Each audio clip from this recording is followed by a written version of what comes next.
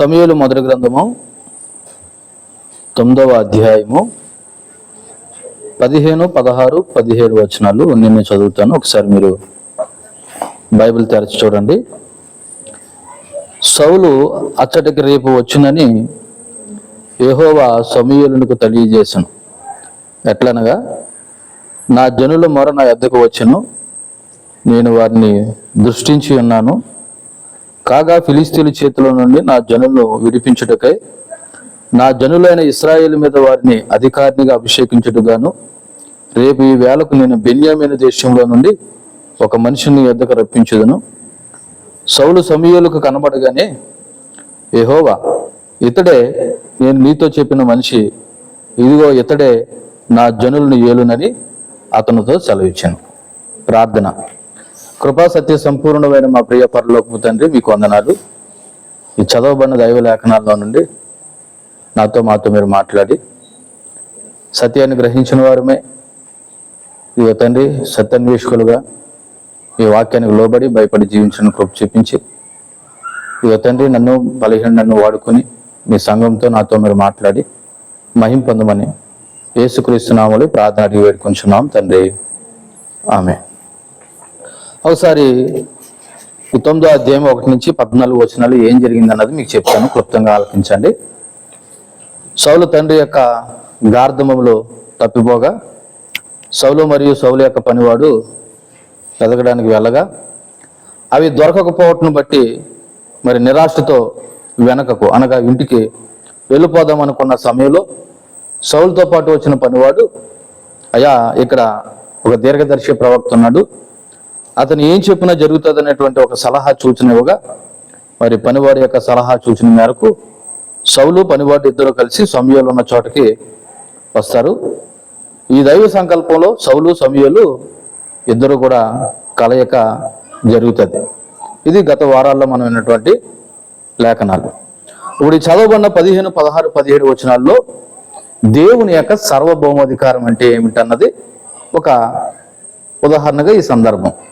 ఇదే దేవుని యొక్క సార్వభౌమాధికారం అని నేను అనగానే దేవుని యొక్క సార్వభౌమాధికారంలో ఇది ఒక భాగం అని చెప్పడానికి ఈ 3 వచనాలు కూడా మనము ధ్యానం చేద్దాం.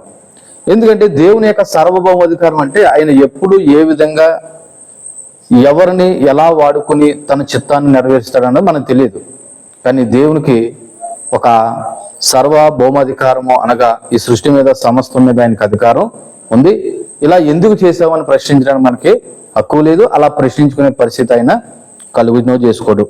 కాబట్టి 15వ వచనాన్ని ఒకసారి మనం చదివినట్లయితే చూడండి, సౌలు ఇతడికి రేపు వచ్చినని యెహోవా సమూయేలునకు తెలియజేసెను. అంటే ఆల్రెడీ ఒక రోజు ముందే దేవుడు సమూయేలుతో ఇశ్రాయేలు ప్రజలకి కాబోయే రాజు లేదా నేను ఎన్నుకునే రాజు రేపు నీ దగ్గరకు వస్తాడనే విషయాన్ని ముందుగానే దేవుడు ఎవరు తెలియజేశాడు? సమూయేలుకు తెలియజేశాడు. అంటే ఒక రోజు ముందుగానే దేవుడు సమూయేలుతో మాట్లాడాడు, రేపు సౌలు నీ యొద్దకు వస్తాడని చెప్పాడు. సో ఈ వచనాన్ని బట్టి సౌలు యొక్క రాక యాదృచ్ఛికం కాదు. సౌలు యొక్క రాక యాదృచ్ఛికం అంటే ఏదో అనుకోకుండా జరిగింది కాదు. ఇది నిజంగా దైవిక ఏర్పాటు. దైవిక ఏర్పాటు అంటే డివైన్ అపాయింట్మెంట్, అంటే దేవుని యొక్క ఏర్పాటు అనే విషయం మనకి అర్థం అవుతుంది. ఒకసారి మనము ప్రసంగి గ్రంథము 3వ అధ్యాయము 1వ వచనాన్ని చదివితే కాలాలు సమయాలు దేవుని యొక్క ఆధీనంలో ఉన్నాయి కాబట్టి ఒకసారి మనం ప్రసంగి గ్రంథము 3వ అధ్యాయము 1వ వచనం. ప్రతిదానికి సమయం కలదు, ఆకాశం కింద ప్రతి ప్రయత్నానికి సమయం కలదు. సో ప్రతిదానికి సమయం కలదు, ప్రతి ప్రయత్నానికి సమయం కలదు. కాబట్టి సౌలు సమూయేలు దగ్గరికి ఎప్పుడు రావాలో, ఏ రోజున రావాలో, లేకపోతే ఇశ్రాయేలు ప్రజకి రాజుగా దేవుడు ఎప్పుడు ఎన్నుకోవాలన్నది ఆయనకు ఒక టైం ఉంది. సో ఆ టయానికి దేవుడు అన్ని కూడా ఏం చేస్తాడంటే ఏర్పాటు చేస్తాడు. అందులో భాగంగానే మరి ఈ సౌలు యొక్క రాక అనేది మరి యాదృచ్ఛికం కాదు, ఇది దేవుని యొక్క దైవికమైన ఏర్పాటు అని మనము గ్రహించాలి. సో ఇందులో ఉన్న సత్యాన్ని ఒకసారి మనం ఆలోచన చేసినప్పుడు మొదటగా మీకు ఒక 4 మాటలు గుర్తు చేస్తాను. అందులో మొదటిది, దేవుడు ముందుగానే ప్రణాళిక వేస్తాడు. ఆయన అప్పటికప్పుడు అనుకుని మనకులాగా ఇది బాగుంది అనుకుంటే చేసేద్దామో, వద్దనుకుంటే మానేద్దాం అనుకుని అప్పటికప్పుడు కనుక్కునేవాడు కాదు. దేవుడు ముందుగానే ఏదైనా ఒకటి చేయడానికి ఆయన దగ్గర ఒక ప్లాన్ ఉంటుంది. ఏముంటుంది? ఆయన ప్లాన్ ఉంటుంది. ముందుగానే ఆయన ఒక ప్రణాళికలు వేస్తాడు. అనగా ఇప్పుడు ఉదాహరణకి 8వ అధ్యాయంలో ఇశ్రాయేల్ ప్రజలు మాకు ఏం కావాలని అడిగారు? మాకు రాజు కావాలని అడిగారు. సో అందుకొరకు ఇక్కడ దేవుని ప్రణాళిక ఏంటంటే సౌలు యొక్క గాడిదలు కోల్పోవటం, వెదకడం, నిరాశ చెందడం, దాసుడు సలహా ఇవ్వడం, నా దగ్గర చిన్న వెన్నుముక్క ఉందని చెప్పడం, వెళ్ళటం, అక్కడ ఉన్నటువంటి యువతులు ఇక్కడ దీర్ఘదర్శి ఎక్కడ ఉన్నాడని అనగా సమాచారం ఇవ్వడం, ఇవన్నీ కూడా దేవుడు ముందుగానే సమూయేలుకు తెలియజేశాడు. ఇవన్నీ ముందుగానే ఎవరు తెలియజేశాడు? సమూయేలుకు తెలియజేశాడు. ఇదేదో యాదృచ్ఛికంగా అప్పటికప్పుడు జరిగింది కాదు. ప్రభు ఇలాగా సౌలు అనేవాడు వస్తాడు, గాడిదలకు ఎదుగుతాడు, దొరకవు, నిరాశ చెందుతాడు, తన దగ్గర ఉన్న పనివాడు సలహా ఇస్తాడు, మొత్తానికి సమాచారం కనుక్కుని మీ వద్దకి వస్తారని ముందుగానే దేవుడు తన యొక్క ప్రణాళికలో భాగంగా సమూయేలుకు తెలియజేశాడు. సో మొదటిది ఏంటంటే దేవుడు ముందుగానే ప్రణాళికలు వేస్తాడు. రెండోది, దేవుడు తన సేవకులతో మాట్లాడతాడు. దేవుడు తన సేవకులతో ఏం చేస్తాడు? మాట్లాడతాడు. మరి దేవుడు సమూయేలుతో మాట్లాడడం జరిగింది. ఇక్కడ ముందుగానే దేవుడు సమూయేలుతో ఏం చేశాడు? మాట్లాడాడు. ఏమని మాట్లాడాడంటే దేవుని ప్రవక్త ద్వారా దేవుని యొక్క ఉద్దేశాలు వెల్లడి చేసి నెరవేర్చుకుంటాడు. దేవుని ప్రవక్త ద్వారా దేవుని యొక్క ఉద్దేశాలు వెల్లడి చేసి ఏం చేస్తాడైనా? నెరవేరుస్తాడు. ఇది రెండోది. మూడోది, మనం ఏదో చిన్న సమస్య అని అనుకుంటాం. ఆ చిన్న సమస్యల్లో నుండి దేవుడు తన ఉద్దేశాన్ని, తన సంకల్పాన్ని నెరవేర్చుకుంటాడు. ఉదాహరణకి ఇక్కడ సౌలు గాడిదలు తప్పిపోయి అది చిన్న సమస్యగానే కనబడుతుంది. కానీ మనం ఏదో చిన్న సమస్య, గాడిదలు తప్పిపోయాయి అని అనుకుంటాం. కానీ దేవుడు మన జీవితంలో ఆ చిన్న సమస్యల ద్వారా దేవుని యొక్క గొప్ప ఉద్దేశాలు మన కొరకు దేవుడు చేస్తాడు. ఇది మూడోది. ఇక నాలుగోది, ఎవరు వస్తున్నారు, ఎందుకు వస్తున్నారు అనే విషయాలు దేవుడు స్పష్టంగా వివరించాడు. ఎవరు వస్తున్నారు, ఎందుకు వస్తున్నారు అనే విషయాలు దేవుడు ఏం చేశాడు? స్పష్టంగా వివరించాడు. అంటే సౌలు వస్తాడనే విషయం సమూయేలుతో దేవుడు ముందుగానే చెప్పాడు. అంటే దేవుడు ఏదో కూడా అస్పష్టంగా చెప్పడు. ఆయన ఏం చెప్పినా ఏం చేస్తాడంటే స్పష్టంగానే చెప్తాడు. దీనికి కొత్త నిబంధన లేఖనంలో కూడా ఇటువంటి సాదృశ్యం ఏదైనా ఉన్నదని ఒకసారి ఆలోచన చేస్తే అపోస్తుల కార్యాలు 10వ అధ్యాయము 19వ వచనం కూడా ఒకసారి మనము చదువుదాం. అపోస్తుల కార్యాలు 10వ అధ్యాయము 19, 20 వచనాల్లో పేతురు ఆ దర్శనమును గూర్చి యోచించుచుండగా ఆత్మ, ఇదిగో 3 మనుషులు నేను వెదుకుచున్నారు, నీవు లేచి క్రిందకు దిగి సందేహింపక వారితో కూడా వెళ్ళుము, నేను వారిని పంపి ఉన్నానని అతనితో చెప్పెను. సో ఇక్కడ సందర్భం గుర్తు చేసుకుంటే పేతురుతో దేవుడు మాట్లాడుతున్నాడు. పేతురు మధ్యాహ్న సమయం యందు ఆయన పగలు ఇంచుమించు 12 గంటలకి ప్రార్థన చేసుకోవడానికి మిద్ది మీదకి వెళ్ళాడంట. ఆ మిద్ది మీద పేతురికి ఒక కళ లేదా ఒక దర్శనం వస్తూ ఉంది. ఆ దర్శనంలో చూసినట్టుగానే దేవుని ఆత్మ చెప్తుందంట పేతురుతో, పేతురు, ఇదిగో నీ కొరకు 3 మనుషులు వచ్చారు, వాళ్ళు నేనే పంపించాను, కాబట్టి సందేహించకుండా నువ్వేం చేయంటే ఆ మనుషులకు లేదా ఆ మనుషులతో నువ్వు వెళ్ళు అని చెప్పగానే చూడండి 21వ వచనంలో పేతురు ఆ మనుషుల యొద్దకు దిగి వచ్చి, ఇదిగో మీరు వెతుకువాడిని నేనే, మీరు వచ్చిన కారణం ఏమని అడిగాను. ఇప్పుడు పేతురు డైరెక్ట్గా వచ్చి ఎవరిని వెతుకుతున్నారు అని అడగలేదు. మీరు ఎవరైతే వెతుకుతున్నారో ఆ వెతుకువాడిని నేనే అని చెప్పడానికి కారణం ఏంటంటే ఆల్రెడీ దేవుడు ముందుగానే ఎవరితో మాట్లాడాడు? పేతురుతో మాట్లాడాడు. ఈ సందర్భాన్ని నేను ఎందుకు గుర్తు చేశానంటే ఇక్కడ సమూయేలుతో దేవుడు ముందుగా సౌలు రేపటి దినాన వస్తాడనే విషయం ఎంత క్లియర్గా ఉందో ఇక్కడ కూడా పేతురుతో దేవుని యొక్క ఆత్మ ఏమని చెప్తుందంటే, ఇదిగో నిన్ను 3 మనుషులు వెతుకుతున్నారు. సో దీన్ని బట్టి మనం అర్థం చేసుకోవాల్సిన విషయం ఏంటంటే దేవుడు ఏదైనా స్పష్టంగా మనకి వివరిస్తాడనే విషయం మనకి అర్థమవుతూ ఉంటుంది. చాలా సందర్భాల్లో దేవుడే మాట్లాడాడు అనుకుని అపోహపడి తప్పుడు నిర్ణయాలు కూడా తీసుకుంటారు. కానీ ఒక మాట చెప్తా ఉన్నాను చూడండి, దేవుడు ఏదైనా మాట్లాడాడంటే స్పష్టంగా మాట్లాడతాడు. సో ఈ యొక్క ఏర్పాటును బట్టి దేవుని యొక్క ప్రణాళిక చాలా ప్రణాళికబద్ధంగా ఉంటుందని, దీన్నే దేవుని యొక్క సార్వభౌమాధికారం అంటారనే విషయాన్ని మనము గ్రహించాలి. ఈ సమయంలో మిమ్మల్ని ఒక ప్రశ్న వేయాలనుకుంటున్నాను. సమూయేలుతో దేవుడు ఏం మాట్లాడాడు? రేపటి దినాన ఇశ్రాయేలు ప్రజల్ని యాలబోవు లేదా రాజు నీ వద్దకు వస్తాడనే విషయాన్ని చెప్పాడు. సో ఇక్కడ నా ప్రశ్న ఏంటంటే, నేడు సంఘంలో నా పాత్ర ఏమిటి? నన్ను కూడా దేవుడు ఏ నిర్దిష్టమైన పని కోసం కూడా నన్ను సిద్ధం చేశాడా అని ఎప్పుడైనా మీరు గ్రహించారా? అంటే చాలామంది క్రైస్తవ విశ్వాసుల విధానం ఎలా ఉందంటే, ప్రార్థనకు వెళ్తున్నాము, వస్తున్నాము, మరలా ఇంటికి వెళ్ళిపోతున్నాం అనే ఆలోచన విధానంలో ఉన్నారు. కానీ దేవుడు నన్ను ఏదైనా తన ప్రణాళికలో భాగంగా తన పని కొరకు నన్ను ఏమైనా సిద్ధం చేసుకున్నాడా, అందుకొరకు నేను ఏమైనా సిద్ధపడుతున్నానా అన్న ప్రశ్న మనం వేసుకోవడం అవసరం. ఎందుకంటే సంఘంలో ప్రతి ఒక్కరూ కూడా పనిచేయాలి. కేవలం వినువారు మాత్రంగానే మనము ఉండకూడదు. వినడం అనేది మన నైతికమైనటువంటి బాధ్యత. కానీ దేవుని పని చేయడం కూడా అది కూడా ఒక రకమైనటువంటి బాధ్యతే. కాబట్టి ఈ సమయంలో సంఘంలో నా పాత్ర ఏంటి? నన్ను కూడా దేవుడు ఏదైనా నిర్దిష్టమైన పని కోసం సిద్ధం చేస్తున్నాడేమో అన్న విషయాన్ని మనము గ్రహించాలి. అవసరమైతే దేవుని కూడా ప్రార్థించాలి. ఇది 15వ వచనం, మనం సమూయేలు మొదటి గ్రంథంలో చదివినటువంటి వచనం యొక్క సారాంశం. ఒకసారి మరలా మనం 16వ వచనాన్ని చూద్దాం. 16వ వచనంలో ఎట్లనగా, నా జనుల యొక్క మొర నా యొద్దకు వచ్చెను, నేను వారిని దృష్టించి ఉన్నాను. కాగా ఫిలిష్తీయుల చేతిలో నుండి నా జనులు విడిపించుటకై నా జనులైన ఇశ్రాయేలు మీద వారిని అధికారినిగా అభిషేకించుటకును రేపు ఈ వేళకు నేను బెన్యామీను దేశంలో నుండి ఒక మనుషుని యొద్దకు రప్పించుదును అనేటువంటి మాట కనబడతా ఉంది. ఈ వచనంలో కొన్ని ముఖ్యమైన అంశాలు కనబడతా ఉన్నాయి. అందులో ప్రధానంగా 4. మొదటగా, రేపు నీ యొద్దకు రాబోయేవాడు ఏ గోత్రం వాడు కూడా దేవుడు ముందుగానే ఏం చేస్తాడంటే చెప్తా ఉన్నాడు. ఆ నీ యొద్దకు వచ్చేవాడు బెన్యామీను గోత్రం వాడు. ఎందుకు దేవుడు ఈ విధంగా చెప్పాడు తెలుసా? ఒకవేళ వస్తే క్లారిఫికేషన్ గురించి, స్పష్టత. బాబు నీ పేరు ఏం పేరు? నా పేరు సౌలు. నీది ఏ గోత్రం? నాది బెన్యామీను గోత్రం అని చెప్పాడు అనుకో. ఇప్పుడు ఆల్రెడీ ముందుగానే దేవుడు ఏం చేశాడు? చెప్పాడు.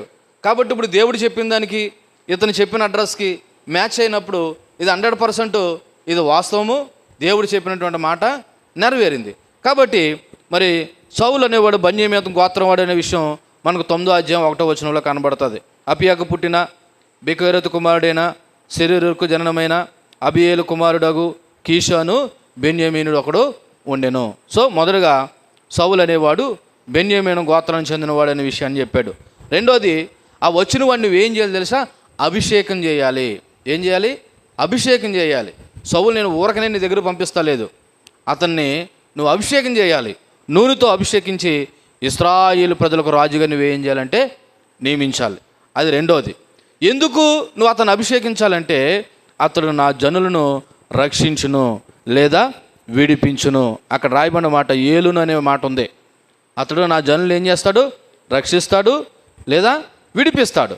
ఇక్కడ సౌలుకి ఒక బాధ్యత కనబడుతుందండి. సమూయేలుతో దేవుడు ఏం చెప్పాడంటే, రేపు బెన్యామీను గోత్రానికి చెందినవాడు నీ దగ్గరకు వస్తాడు, అతను నువ్వేం చేయాలా? అభిషేకించాలా. ఎలాగంటే ఒక రాజుగా అభిషేకించాలా. ఎందుకు అభిషేకించాలంటే అతడు నా జనుల్ని ఏం చేస్తాడు? రక్షిస్తాడు లేదా విడిపిస్తాడు. అంటే ఇక్కడ సౌలు యొక్క బాధ్యత ఒకటి కనబడతా ఉంది. ఏటి సౌలు బాధ్యత ఏంటంటే అక్కడే రాయబడింది 10వ వచనంలో, నా జనులైన ఇశ్రాయేలును ఫిలిష్తీయుల చేతిలో నుండి విడిపించుటకే. ఇప్పుడు ఫిలిష్తీయుల చేతిలో నుండి ఇశ్రాయేలు ప్రజలను విడిపించడానికి ఇప్పుడు దేవుడు సౌలుకు ఒక బాధ్యత ఇచ్చాడనే విషయం మనకు అర్థమవుతుంది. ఇక్కడ ఫిలిష్తీయులు అనే మాట ఎందుకు వాడడం జరిగిందంటే, ఆ రోజుల్లో ఇశ్రాయేలు మీద ఎక్కువ దాడి ఎవరు చేసేవారంటే ఫిలిష్తీయులు చేసేవారు. అంతకుముందు అధ్యాయంలోనే మనం విన్నాము, ఫిలిష్తీయులకి ఇశ్రాయేలు ప్రజలకి యుద్ధం అనేది కూడా జరిగింది. పైగా ఫిలిష్తీయులు దేవుని మందసాన్ని కూడా ఏం చేశారు? 7వ అధ్యాయంలో పట్టుకుని వెళ్ళిపోవడం కూడా జరిగింది. కాబట్టి ఇప్పుడు సౌలు యొక్క బాధ్యత ఏంటంటే, నా జనులైన ఇశ్రాయేలు ప్రజలను ఫిలిష్తీయుల చేతుల నుండి విడిపించడానికి నేను అతన్ని రాజుగా మరి అభిషేకించు అన్న విషయాన్ని దేవుడు ఇక్కడ సమూయేలుతో మాట్లాడాడు. 4వది ఒక ముఖ్యమైన విషయం కనబడుతూ ఉంది. ఏంటో తెలుసా? నా జనులు మొర నేను ఆలకించాను అంటున్నాడు. 10వ వచనంలో చూడండి. ఎట్లనగా, నా జనులు మొర నా యొద్దకు వచ్చెను, నేను వారిని ఏం చేశాను? దృష్టించి ఉన్నాను. అంటే ఇశ్రాయేలు ప్రజల యొక్క కష్టాలు చూశాను, వారు మొర విన్నాను, వారు కోరుకున్నట్టుగా నేను ఇదిగో రాజును ఏర్పాటు చేయాలని నిర్ణయించుకున్నాను అని చెప్పేసి సమూయేలుతో దేవుడు చెప్తా ఉన్నాడు. అంటే ఇక్కడ సౌలుని రాజుగా అభిషేకించడానికి లేదా ఏలడానికి ప్రధానమైన కారణం ఏంటో తెలుసా? నా జనులు నాకేం చేశారు? మొర్ర పెట్టారు. ఇక్కడ దేవుని యొక్క కనికరం కనబడుతుందంటే, దేవుని యొక్క కనికరం కనబడుతుంది. దేవుని కనికరం ఏంటి? ఇదిగో తన ప్రజలు తప్పిపోయినా, దేవునికి విరోధంగా బ్రతుకుతున్నా ఆయన ప్రార్థన చేస్తే దేవుడు తప్పకుండా ఏం చేస్తున్నాడు? స్పందిస్తున్నాడు, కనికరపడుతున్నాడు. ఇదిగో నా జనులు మొర నేను విన్నాను. ఐగుప్తు దేశంలో ఇశ్రాయేలు ప్రజలు దేవునికి మొర పెడితే ఒక మోషే అనబడుతున్న నాయకుని ఎలాగైతే దేవుడు ఏర్పాటు చేశాడో, ఇక్కడ కూడా ఫిలిస్తీన్ల మూలంగా మరి బాధపడుతున్న, హింసింపబడుతున్న ఇశ్రాయేలు ప్రజలను విడిపించడానికి వాళ్ళు మొర్ర పెట్టిన మొరకు ప్రతిఫలంగా ఇక్కడ దేవుడు ఎవరిని ఏర్పాటు చేశాడంటే సౌలు అనబడుతున్న వ్యక్తిని రాజుగా ఏర్పాటు చేయడం జరిగింది. ఇక్కడ దేవుని యొక్క కనికరము కనబడుతూ ఉంది. సో ఈ వచనంలో నుండి ఒక 2-3 విషయాలు మనము జ్ఞాపకం చేసుకుంటే, అందులో మొదటిది దేవుడు కనికర సంపన్నుడు. దేవుడు ఎవరండి? కనికర సంపన్నుడు. ఇక్కడ కనికర సంపన్నుడు అంటే మాటకు అర్థం తెలుసా? మనం ఎంత దేవునికి విరోధంగా బ్రతికినా, దేవునికి అనుకూలంగా జీవించకపోయినా, తన పిల్లలు తనకు మొరపెట్టగానే ఆయన కనికరపడేవాడు. ఉదాహరణకి చిన్న ఎగ్జాంపుల్ చెప్పనా? మన పిల్లలు మన మాట ఆలకించకపోయినా, మనం వాళ్ళని 2-3 దెబ్బలు వేసేసినా, వాళ్ళు వచ్చి బ్రతిమాలుకుంటే, లేకపోతే వాళ్ళు వచ్చి మనల్ని ప్రాధేయపడితే, వెంటనే తండ్రి ప్రేమ, తల్లి ప్రేమ ఏం చేస్తుంది? మనలో కనబడుతుంది. అప్పుడే కొడతాం, కానీ వాళ్ళు వచ్చి మనల్ని మరి అడిగినప్పుడు, లేదా మనం ఎలా చలించిపోతామో, మన ప్రభు అని యేసుక్రీస్తుల తండ్రి అయిన దేవుడు కూడా అంతే విధంగా ఆయన కనికరపడి మరి ఆనాడు ఇశ్రాయేలు ప్రజలను మరి ఫిలిస్తీన్ల చేతుల నుండి విడిపించడానికి మరి ఇక్కడ సౌలు అనబడుతున్న వ్యక్తిని ఎన్నుకోవడం జరిగింది. సో ఇక్కడ దేవునికిని ఇశ్రాయేలుకు మధ్య ఉన్న వ్యక్తిగత సంబంధం కనబడుతుంది, దేవుని ప్రజల మీద శ్రద్ధ కనబడుతుంది.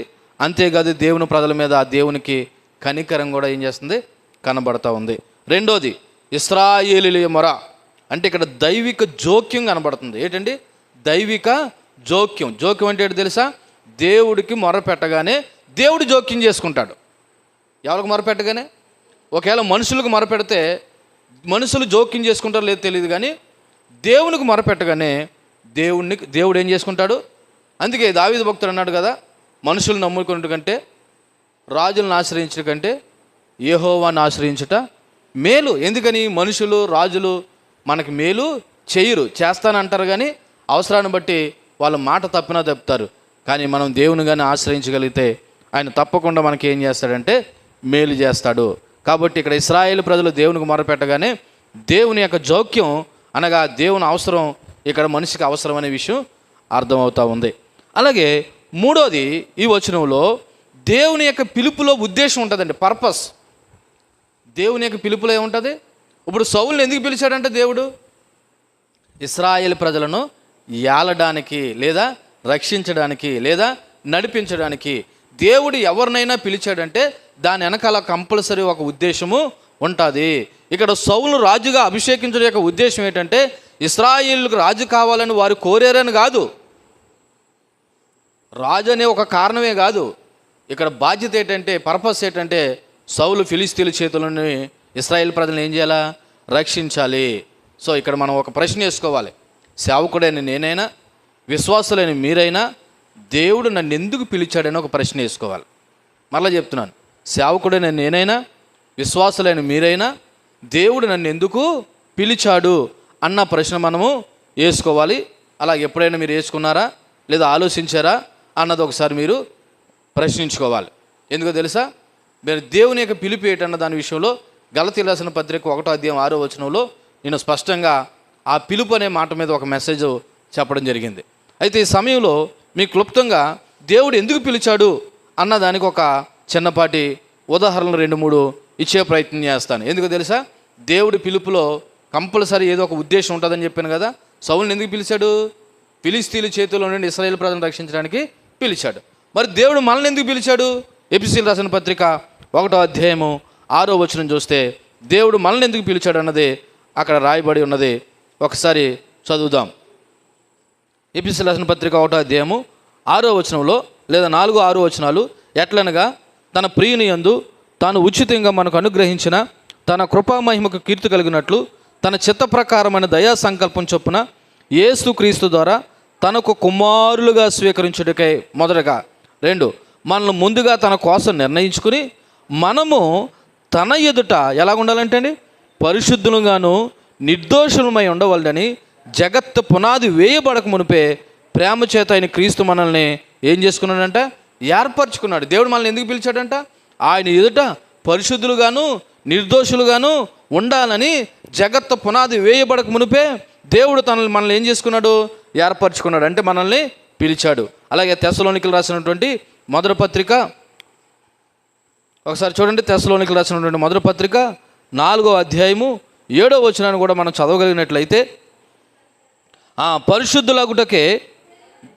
దేవుడు మనల్ని ఏం చేశాడంట, పిలిచను కానీ ఎలా ఉండడానికంట, అపవిత్రులుగా ఉండడానికి పిలవలేదు. చూసారా, దేవుడు ఎందుకు పిలిచాడంట మనల్ని? చెప్పండి, ఎందుకు పిలిచాడంట? పరిశుద్ధులుగా ఉండడానికి పిలిచాడు. నేను అందుకే దేవుడు మనల్ని ఎందుకు పిలిచాడనే ప్రశ్న మీరు వేసుకున్నారనే మాటకి సమాధానం కనబడుతుంది. మనం పరిశుద్ధులుగాను నిర్దోషులుగాను జీవించడానికి, లేదా ఒక రోజున దేవుని ఎదురు నిలవబడడానికి దేవుడు మనల్ని ఏం చేశాడు, పిలిచాడు.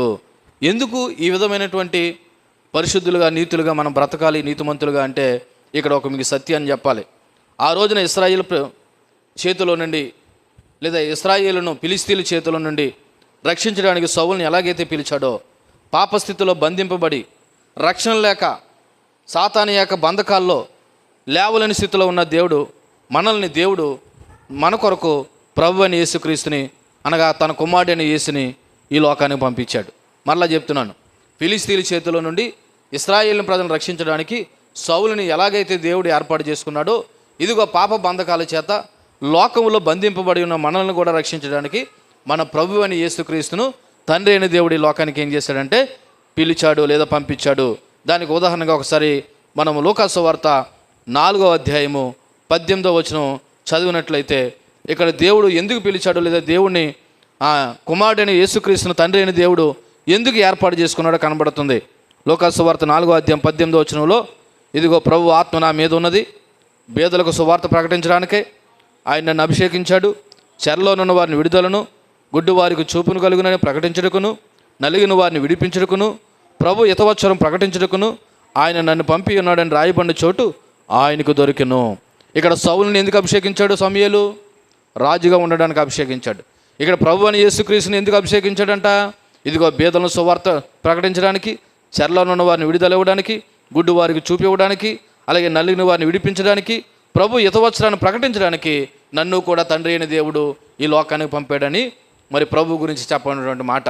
సో యేసు ప్రభు మన కొరకు ఎంతో త్యాగం చేసినప్పుడు దేవుని కొరకు పిలువబడిన మనము దేవుని కొరకు ఎంత పరిశుద్ధులుగా లేదా నిర్దోషులుగా బ్రతుకుతున్నామనే విషయాన్ని కూడా మనము అర్థం చేసుకోవాలి. ఎందుకో తెలుసా, ఎఫెసీయులకు రాసిన పత్రిక 2వ అధ్యాయం 1వ వచనంలో ఉంటుంది కదా, మనం అపరాధముల చేతను పాపముల చేతను చచ్చిపోయిన స్థితిలో ఉన్న దేవుడు తన కృపామహిమను బట్టి మనల్ని అందరినీ ఏం చేశాడంట, రక్షించాడు.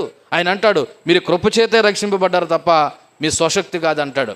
సో ఇంత త్యాగము, ఇంత యాగము దేవుడు ఎందుకొరకు చేశాడో తెలుసా? ఇదిగో ఆ రోజున ఇశ్రాయేలు ప్రజలను ఫిలిష్తీయుల చేతుల నుండి సౌలుని అభిషేకించి రాజుగా నియమించినట్టు, ఇదిగో తన పిల్లలమైన మనల్ని కూడా దేవుడు రక్షించడానికి తన కుమారుడైన యేసుక్రీస్తును ఈ లోకానికి పంపించి మనల్ని కూడా విడిపించడానికి దేవుడు తన కృపను చూపించాడు. కాబట్టి ఒకసారి మీ అందరిని మరలా అడుగుతున్నాను, దేవుడు నిన్ను ఎందుకు పిలిచాడనే విషయాన్ని నువ్వు మర్చిపోవద్దు. ఎందుకో తెలుసా, అది కానీ మర్చిపోయావంటే ఈ లోకంలో ఎలా బ్రతకాలి నీకు అర్థం అవ్వదు. ఎందుకు ఈ మాట అన్నాను తెలుసా? దేవుడు ఎవరినైనా పిలిచాడంటే దానికి ఒక ఉద్దేశం ఉంటుంది. సౌలుని ఎందుకు పిలిచాడు చెప్పండి మీ నోటితో? ఇశ్రాయేల్ ప్రజలను ఫిలిష్తీయుల చేతుల నుండి విడిపించడానికి. యేసుక్రీస్తుని తండ్రి అయిన దేవుడు ఎందుకు పంపించాడు ఈ లోకానికి? ఇదిగో గుడ్డి వారిని చూపు పొందడానికి, నలిగిన వారిని విడిపించడానికి, మరి బేదలకు సువార్త ప్రకటించడానికి, సంవత్సరం ప్రకటించడానికి ప్రభువైన యేసుక్రీస్తుని తండ్రి అయిన దేవుడు లోకాన్ని పిలిచాడు, లేదా పంపించాడు. మరి దేవుడు మనల్ని ఎందుకు పిలిచాడంట? ఆయన ఎదుట నిర్దోషులుగాను పరిశుద్ధులుగాను ఒకరోజు నిలబడాలని దేవుడు మనల్ని కూడా ఏం చేశాడు, పిలిచాడు. అందుకే మీరు పరిశుద్ధులుగా ఉండడానికి పిలువబడ్డారు తప్ప అపవిత్రంగా ఉండడానికి దేవుడు మనల్ని పిలవలేదనే విషయాన్ని జ్ఞాపకం చేస్తున్నాడు. కాబట్టి మీరు అందరూ మర్చిపోవద్దు, దేవుడు నన్ను పరిశుద్ధంగా నిర్దోషులుగా ఉండడానికి పిలిచాడనే విషయాన్ని. మనం మర్చిపోయామా? నువ్వు ఎందుకు భక్తి చేస్తున్నావు అనే విషయం కూడా నీకు అర్థం కాదు. అందుకే ప్రతి ఒక్కరికి పిలుపు ముఖ్యము. పిలుపు అంటే పాస్టర్ గారిదని అనుకోకండి. ఇక్కడున్న మనం అందరూ కూడా దేవుని చేత పిలువబడ్డాము. ఆ పిలువబడ్డంలో ఉద్దేశం ఏంటంటే సేవకుడు పరిశుద్ధంగాను నీతిగా బ్రతుకుతో పాటు సేవ చేయడానికి, విశ్వాసులైన మీరు కూడా పరిశుద్ధంగా నీతిగా లేకపోతే పవిత్రంగా బ్రతకడంతో పాటు ఆయన సేవలో సహకారంగా ఉండడానికి దేవుడు మనం పిలిచాడనే విషయం మీకు అర్థమైతే అప్పుడు మీరు కూడా దేవునికి పిలుపుని గ్రహించిన వారు అవుతారు. ఇది 15వ వచనం 16వ వచనంలో ఉన్నటువంటి సారాంశం. చివరిగా 17వ వచనం కూడా చదువుదాం. 17వ వచనం సమూయేలు మొదటి గ్రంథము 9వ అధ్యాయము. సౌలు సమూయేలును కనబడగానే యెహోవా అన్నాడంట, ఇతడే నేను నీతో చెప్పిన మనిషి, ఇదిగో ఇతడే నా జనుల్ని ఏలునని అతనితో సెలవిచ్చెను. ఈ వచనం దేవుని యొక్క ఆదేశం నెరవేర్పును చూపిస్తుంది. అంటే ఈ సంఘటనలో ఇశ్రాయేలీయులకు రాజ్య వ్యవస్థ ప్రారంభమవుతుంది. సౌలును చూసి దేవుడు అన్నాడంట, ఇదిగో నేను ఎన్నుకున్న మనుషుడు ఇతడే, నేను చెప్పిన మనుషుడు ఇతడే అని దేవుడు డిక్లేర్ చేసిన సందర్భం ఇక్కడ కనబడతా ఉంది. సో ఇందులో ముఖ్యమైన విషయాలు మీకు 2 జ్ఞాపకం చేస్తాను. మొదటగా దేవుడు అంటున్నాడు సౌలును చూడగానే ఎవరు చూడగానే సమూయేలు చూడగానే, ఇదిగో నేను చెప్పిన మనిషి ఇతడే. అంటే దేవుడు ముందుగానే సమూయేలుకు తెలియజేసినటువంటి ఆ మునుపటి ప్రత్యక్షతను ధృవీకరిస్తున్నాడు. ఇప్పుడు సౌలు ఎవరి దగ్గరకు వచ్చాడు? సమూయేలు దగ్గరకు వచ్చాడు. సమూయేలు దగ్గర రాగానే బహుశా సమూయేలు సౌలుని చూశాడు. చూసిన తర్వాత సమూయేలు ఏ రకమైన ఆలోచన చేస్తున్నాడో మనసులో తెలియదు, కానీ దేవుడు మాత్రం ముందుగానే డిక్లేర్ చేస్తున్నాడు. ఏమన్నాడు? ఇదిగో నేను చెప్పిన మనిషి ఇతడే అన్న విషయాన్ని జ్ఞాపకం చేస్తూ ధృవీకరిస్తున్నాడు. రెండోది అక్కడ పర్పస్ చెప్తున్నాడు. 17వ వచనంలో ఇతడే నా జనులను ఏలునని అతనితో చెప్పెను. ఇతడే నా జనులను ఏలును అంటే ఈ మాట ద్వారా సౌలును రాజుగా దైవికంగా నియమించబడ్డాడనే విషయాన్ని అర్థమవుతుంది. అంటే దేవుడే ఎన్నుకున్నాడు సౌలుని, మనుషులు ఎన్నుకోలేదు. ఇక్కడ దైవికమైన జోక్యం కనబడుతుంది కదా. అంటే ఏలడం అనే పదానికి పరిపాలన, రక్షణ మరియు మార్గదర్శకత్వం కూడిన నాయకత్వ పాత్ర. ఇప్పుడు సౌలు బాధ్యత ఏంటో తెలుసా? వాళ్ళని పరిపాలించాలి, ఫిలిష్తీయుల చేతుల నుండి రక్షించాలి, అంతేకాదు ఒక మంచి మార్గదర్శకత్వం వహించాలి, నాయకుడిగా ముందు కొనసాగాలి. సో ఈ 2 బాధ్యతలు కూడా ఈ 17వ వచనంలో కనబడుతున్నాయి. అయితే ఈ వచనం నుండి 2 ప్రాముఖ్యమైన విషయాలు మీకు జ్ఞాపకం చేస్తాను. ఇక్కడ దేవుని యొక్క విశ్వసనీయత కనబడుతుంది. దేవుని యొక్క విశ్వసనీయత అంటే ఏంటో తెలుసా? మానవ వైఫల్యాలు ఉన్నప్పటికీ, అంటే మనుషులు వైఫల్యం చెందుతున్నప్పటికీ దేవుడు తన వాగ్దానాలను మరియు ఉద్దేశాల విషయంలో విశ్వసనీయంగా ఉంటాడు. అంటే అర్థం ఏంటో తెలుసా? తన చిత్తాన్ని నెరవేర్చడానికి అపరిపూర్ణులైనటువంటి ప్రజలను ద్వారానే దేవుడు తన చిత్తాన్ని నెరవేర్చుకుంటాడు. అపరిపూర్ణులు అంటే పరిపూర్ణులు కానిటువంటి తన ప్రజల ద్వారానే మనుషుల్లో అనేక వైఫల్యాలు ఉన్న దేవుని యొక్క ఉద్దేశము లేదా దేవుని యొక్క విశ్వసనీయత నెరవేర్చుకుంటాడు. నిజానికి ఇశ్రాయేలు ప్రజలు మంచివారని దేవుడు సౌలుని ఏర్పాటు చేసాడు రాజుగాను? లేదు. తన చిత్తం నెరవేర్పులో భాగంగా సౌలుని రాజుగా నియమించాడు. ఎందుకో తెలుసా? ఈ విశ్వానంతటిని ఏలబోవడానికి రాజాదిరాజు ఎవరు? ప్రభువైన యేసుక్రీస్తు. అందుకు సాదృశ్యంగా దేవుడు తన చిత్తాన్ని నెరవేర్చుకోవడానికి వాళ్ళ వైఫల్యాల నుండే దేవుని యొక్క చిత్తాన్ని విశ్వాసతను నెరవేర్చుకుంటాడు. ఇది మొదటిది. రెండోది దేవుని యొక్క సార్వభౌమాధికారం కనబడుతుంది. ఏంటి సార్వభౌమాధికారం? నాయకులు నియమించడంలో కానీ లేకపోతే ఎవరైనా పరిపాలనకి, అది రాజకీయ నాయకులు అవ్వచ్చు, రాజులు అవ్వచ్చు, నియమించడంలో కానీ దేవుడు చురుకుగా తన ఉద్దేశాలు నెరవేరుస్తాడు. ప్రజల ఉద్దేశాలు ఎలాగున్నప్పటికీ సౌలుని ఎన్నుకోవడం అనేది దేవుని యొక్క సార్వభౌమాధికారం. నిజానికి ఇశ్రాయేలు ప్రజలు మాకు రాజు కావాలని అడగడం అనేది ప్రజల ఉద్దేశాలు ఎలాగున్నప్పటికీ సౌలును రాజుగా నియమించడం అనేది దేవుని యొక్క సార్వభౌమాధికారం. అంటే ఇక్కడ సౌలును గూర్చి అతడు నా ప్రజలను ఏలును అనే మాట నేడు క్రైస్తవ సంఘాన్ని కూడా వర్తింపజేస్తాయి. ఈ 17వ వచనంలో ఏమన్నాడు? సమూయేలు సౌలు దగ్గర రాగానే, లేదా సౌలు సమూయేలు దగ్గర రాగానే దేవుడు ఏమన్నాడు? ఇతడే నేను ఎన్నుకున్న మనుషుడు, ఇతడు నా జనులైనటువంటి వారిని ఏం చేస్తాడు? ఏలతాడనే విషయం చెప్పాడు కదా. ఇప్పుడు నూతన నిబంధన క్రైస్తవ సంఘానికి వర్తింపజేస్తే మనల్ని ఎవరు ఏలుతారు అన్న విషయాన్ని ఒకసారి మనము యోహాను సువార్త 1వ అధ్యాయము 29వ వచనాన్ని జ్ఞాపకం చేస్తాను. యోహాను సువార్త 1వ అధ్యాయము 29వ వచనం ఒకసారి మీరు చదవండి. అక్కడ ఏం రాయబడి ఉన్నది? మరనాడు యోహాను యేసు తన యొద్దకు రాగా చూచి, ఇదిగో లోక పాపమును మోసుకుని పోవు దేవుని గొర్రెపిల్ల అన్నాడంట. మీకు పోలిక చెప్తున్నాను చూడండి. సౌలుని సమూయేలు చూడగానే దేవుడు ఏమన్నాడు? ఇతడే నా జనులను ఏలువాడు, నేను ఏర్పరచుకున్న మనిషి ఇతడే అని చెప్పాడు. ఇప్పుడు యేసు ప్రభువును చూడగానే బాప్తిస్మిచ్చి యోహాను ఏమంటున్నాడంట? ఇదిగో లోక పాపములు మోసుకుని పోవు దేవుని గొర్రెపిల్ల అన్నాడంట. చూడండి, అక్కడ కూడా దేవుడు సమూయేలుతో డిక్లేర్ చేపిస్తున్నాడు సౌలుని ఏర్పాటు చేసుకున్నాను. ఇక్కడ కూడా దేవుడు యోహాను ద్వారా డిక్లేర్ చేస్తున్నాడు, ఇదిగో లోక పాపములు మోసుకుని పోవు దేవుని యొక్క గొర్రెపిల్లని. ఈ రెండు సందర్భాల మధ్య ఉన్న పోలికలు జ్ఞాపకం చేసుకుంటే 3 పోలికలు ఉన్నాయండి. మొదటిది ఐడెంటిఫికేషన్, గుర్తింపు. మొదటిదేంటి? గుర్తింపు. సౌలును సమూయేలు చూడగానే, అలాగే యోహాను యేసుప్రభువును చూడగానే ఈయనే లోకరక్షకుడు అని గుర్తించాడు. అక్కడ సమూయేలు ఏం గుర్తించాడు? ఇశ్రాయేలు ప్రజలను ఏలు రాజు ఇతడే అని గుర్తించాడు. ఇక్కడ యోహాను ఏం గుర్తించాడు? లోక పాపములు మోసుకొని పోవు దేవుని గొర్రెపిల్ల అనగా లోకరక్షకుడు ఈయనే అని గుర్తించాడు. ఇది మొదటగా గుర్తింపు. రెండోది ముందుగా చెప్పబడిన మాట. అక్కడ సమూయేలుతో దేవుడు చెప్పాడు, రేపు ఈ సమయానికి నీ దగ్గరికి బెన్యామీను గోత్రానికి చెందినవాడు వస్తాడని చెప్పాడు. ఇక్కడ కూడా దేవుడు ముందుగానే యేసుక్రీస్తు గురించి చెప్పాడు. ఒకసారి మనము మత్తయి సువార్త 1వ అధ్యాయము 19వ వచనం చదువుదాం. మత్తయి సువార్త 1వ అధ్యాయము 19వ వచనంలో, ఆమె భర్త అయిన యోసేపు నీతిమంతుడై ఉండి ఆమెను అవమానపరచనొలక రహస్యంగా ఆమెను విడనాడు ఉద్దేశించును. అతడు ఈ సంగతులను గూర్చి ఆలోచించుకుని చుండగా, ఇదిగో ప్రభు దూత స్వప్నమందు అతను ప్రత్యక్షమై, దావీదు కుమారుడు అయిన యోసేపు, నీ భార్య అయిన మరియను చేర్చుకుంటూ భయపడకము. ఆమె గర్భం ధరించింది పరిశుద్ధాత్మ వలన కలిగినది. ఆమె యొక్క కుమారుని కనును. తన ప్రజల వారి పాపముల నుండి ఆయనే రక్షించును గనుక ఆయనకు యేసు అను పేరు పెట్టుదు అని అనెను. ఇదిగో కన్యక గర్భవతివై కుమారుని కనును.